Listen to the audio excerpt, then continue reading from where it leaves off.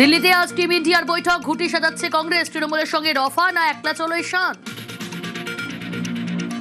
কংগ্রেসকে ছাড়া মমতা ব্যানার্জির বাঁচার রাস্তা নাই, এটা মমতা ব্যানার্জি উপলব্ধি করে দৌড়াতে হচ্ছে দিল্লিতে।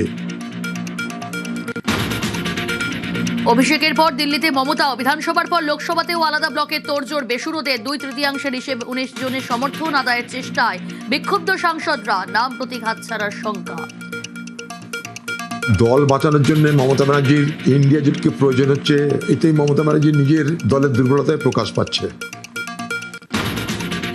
বাংলায় আমূল পরিবর্তন, হাওড়ায় বিশ্বের বৃহত্তম দই কারখানা আমুলের 600 কোটির বিনিয়োগ। সাকরাইলে তৈরি হচ্ছে প্ল্যান্ট, 13 জুন ভূমি পুজো।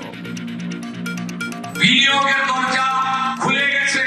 13 তারিখেই সাকরাইলে দুলাগড়ে আমুলের নতুন প্ল্যান্টের ভূমি পুজো। 22 জুন ডিএ সহ অন্য বিষয়ে আলোচনা, ঘোষণা মুখ্যমন্ত্রী শুভেন্দু অধিকারীর। ডিএ সহ অন্যান্য বিষয় 22 জুন বাজেটে আমাদের থাকবে। তৃণমূল আমলে সামাজিক প্রকল্পে দুর্নীতি, লক্ষ্মীর ভান্ডার থেকে বিধবা ভাতা, মহিলাদের প্রকল্পের সুবিধা নিয়েছেন পুরুষরাও। জেলায় জেলায় গ্রেফতার, কটাক্ষ শুভেন্দু অধিকারী।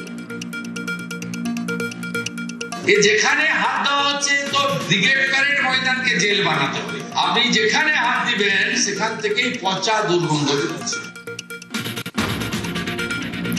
শ্যামাপ্রসাদের বাংলায় প্রথম বিজেপি সরকার, পালাবদলের বঙ্গে এবার শ্যামাপ্রসাদ মুখোপাধ্যায়ের 125 ফুটের মূর্তি।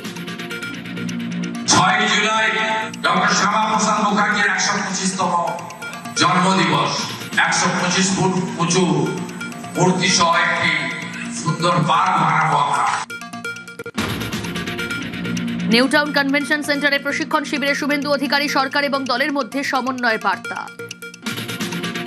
যে সরকার এবং দলের মধ্যে সমন্বয়, এই সরকারের সমস্ত রকম কাজে সহযোগিতা, পরামর্শ, নজরদারি করা।